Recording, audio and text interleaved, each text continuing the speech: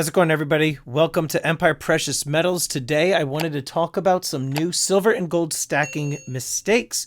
Specifically, one that just came up on my community post, I would say about 3 to 4 days ago. Essentially, what had happened is I asked the community if they've ever considered buying and selling precious metals full-time or even as a side hustle. I'm often asked about buying and selling silver and gold. I get contacted by people through Instagram telling me that they sell on whatnot, or they sell on drip, or that they're thinking about getting into buying and selling precious metals. And so I put this community post out there asking everybody, had they ever considered doing something like this, like what I do. Some of you that are familiar with the channel, you know that I am a dealer of silver and gold and collectibles. I sell on Tuesday nights here on YouTube, 6 p.m. Eastern. I also have my website, empirepreciousmetals.com. I sell on Instagram, and I have a private Discord group. So in asking this question, we had 354 votes. That number might change after I record this video. And it said that 58% of the people that were polled, they said yes, that they have thought about buying and selling silver and gold at one point or another. And one of the comments right here from this person, Andrew Cummings, says, "I'm new to stacking. I put $16,000 into it in 4 months. I don't like that as soon as you purchase something, you take a huge loss if you decide to sell. If you can sell. It's easy to buy, but a burden to sell. Unless silver and gold rises a lot, you won't even break even, exclamation mark." Okay, so there's a few things here that this individual has already done wrong, and I want to break it down a little bit and tell you my thoughts. And also, after this part of the video, just to let you know, there is something that I want to talk to you also about this one company, Atha Energy Corp. So Andrew Cummings, first of all, it says new to stacking. Okay. I put $16,000 into it in 4 months. All right. So here's the thing. I don't know this individual's, net worth. I don't know what they bring in terms of salary. A lot of people will say, though, $16,000 spent in 4 months on silver and gold is going pretty hard, right? That's quite a spend. The reason I have this out here in front of you, I've got 1, 2, 3, 4, 5. I've got 6 gold buffaloes, and I have a tube of silver eagles. And right now, at the time of the recording of this video, you're looking at around that figure, $16,000, give or take. So what this guy did is he said in the matter of 4 months, he dumped $16,000 into silver and gold. And already my guess is what he is seeing and what he's feeling and what he's probably pissed off about is the fact that we saw gold hit all-time highs. We saw silver break $30. It was at like $32, $33 for a short period of time there. That's right around the time that I think that this guy probably got into buying silver and gold. And now we're seeing the silver and gold drop. Okay. And so now when something like that happens, and I've seen this time and time again, when somebody gets into silver and gold stacking and the prices are high, and then all of a sudden the prices drop, they're going to be pissed off because now they are underwater on their investment, on their spend. And that's like anything. I mean, if anybody bought anything of value and then all of a sudden it just plummeted in price, of course you're going to be upset. And so what this person is already saying, and here's the other problem that I have with this. So first of all, I wouldn't have done 16 grand in 4 months, like $4,000 a month. Essentially, I would have, and again, unless this guy is, has a really, really high net worth and it doesn't matter, I would have maybe advised the person to either cut back a little bit on that $4,000 a month, just so that you're comfortable with what you're spending, because just know that the prices can fall. Or if they're fine dropping $4,000 a month, which this guy is not, just know that this is going to be a long-term play and you're going to need to keep putting money into it in order to do well. So this person obviously, I think, can't afford these types of losses, because if they could, they wouldn't be complaining, number one. Number two, I don't like as soon as you purchase something, you take a huge loss if you decide to sell. That is the biggest issue that I have with this comment, hands down. What essentially this person, Andrew Cummings, is doing is saying that they're looking at this almost as if they are like a trader. If you are looking to buy and sell silver and gold to make money on it and just moving in and out of the positions, this is not for you. You do not want to be buying physical silver and gold. That's a completely different thing. You can't expect to buy silver and gold like this, the physical metals, and then expect to turn right around and sell it for crazy profits. It's not how it works, because 9 times out of 10, the people that are buying silver and gold are going to sell it back to somebody, either a local coin shop or a business or a dealer or whatever, and those people have to undercut the retail prices, and they have to sometimes go below spot because they have to resell it. They're also assuming the risk of the markets shifting. So you're essentially paying these people for their services, for the ability to offload your metals and then walk away with the cash.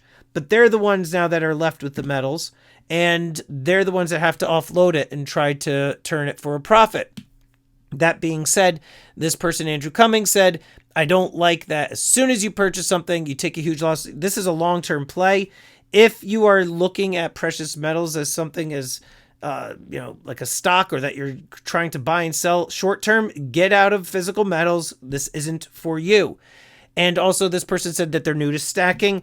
Clearly, they got into this without doing their research, because anybody who knows about stacking silver and gold would have advised this person to not do this.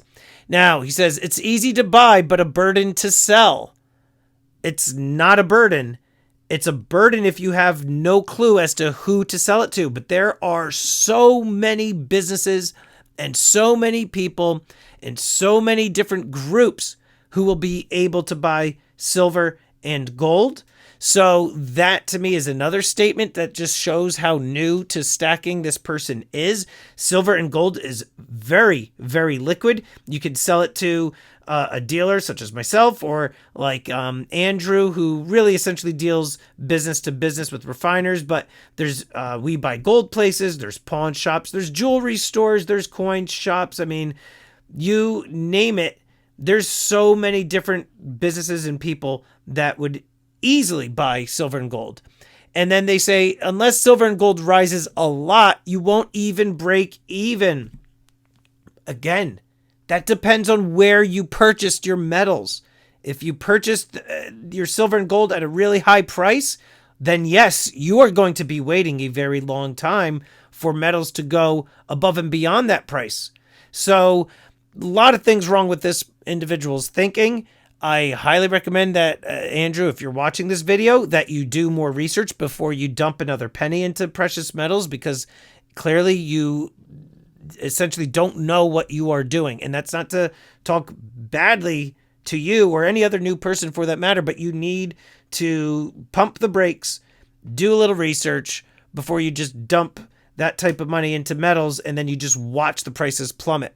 That being said, I also very recently had some conversations with friends of mine regarding some stock plays, in particular Nvidia, and I was telling them, you got to get into Nvidia, you got to buy now. They had the stock split. The stock now is at $120. It's affordable. It's no longer $1,200 an ounce, so you can get in.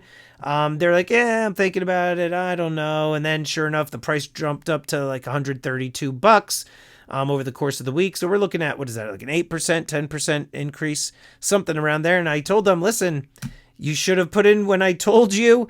I don't know. The point is, when it comes to anything like silver and gold like this, cryptocurrencies or stocks, you got to be level-headed and you have to be ready to ride out the peaks and the valleys, because it's going to happen. It took me about, I would say, 20 years to kind of get to that spot in my life where I can not look at price fluctuations and get all panicked and then sell things at a loss. You have to, look at things as a long-term game, unless you're just a day trader.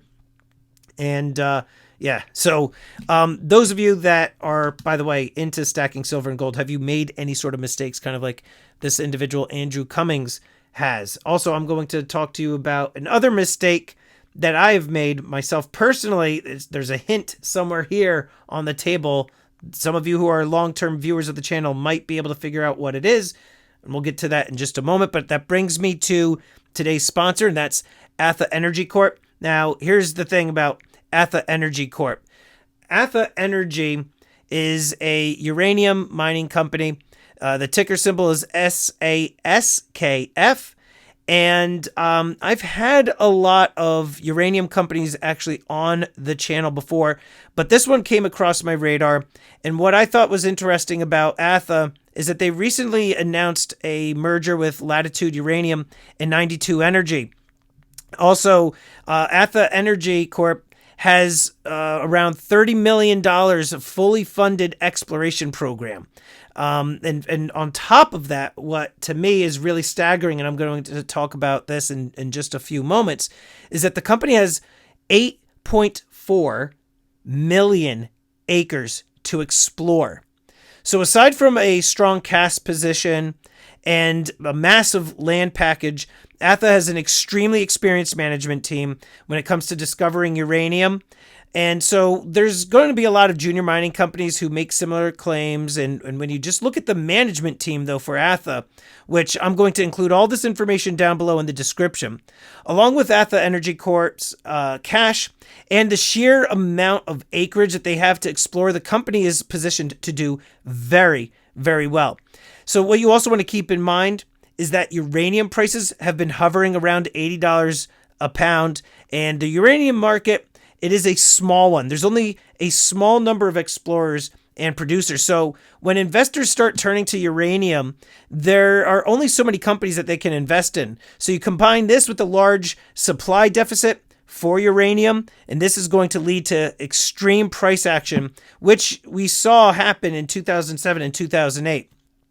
So just to kind of recap a little bit, with Atha's merger with Latitude Uranium and 92 Energy, when you take the strength and the maturity of those two companies, along with Atha Energy Corp's land package, you're presented with an unmatched exposure to a uranium exploration package across Canada. Again, they have 8.4 million acres. And so when it comes to exploration, it's a game of probability.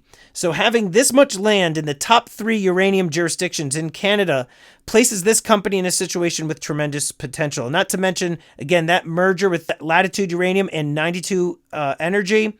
It provides Atha with a post-discovery trends in the Athabasca Basin. And in other words, what you're going to have here is a company with the ability to not only expand operations within its known uranium-rich zones, but they also have the ability to build an unparalleled portfolio of exploration targets. So definitely do your research. I'm going to include the investor packet and link to the company down below. Again, that's Atha Energy Corp. The ticker is SASKF.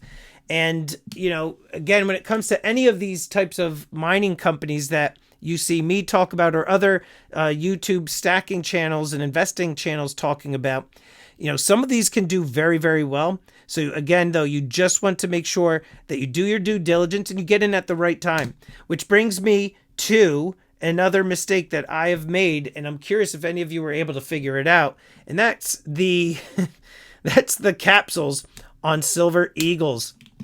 Some of you who are new to stacking might look at American Silver Eagles as, these really beautiful, precious coins that you don't want to tone and tarnish, and you don't want to touch with your bare hands. It took me about 5 years to and also dealing in silver and gold on a daily basis for, I would say 4.5 years. It took me that much time to realize that you can handle this stuff barehanded, that it's just bullion. Yankee Stacking and I had a little bit of a debate about this years and years ago, and I yield to him. He is correct.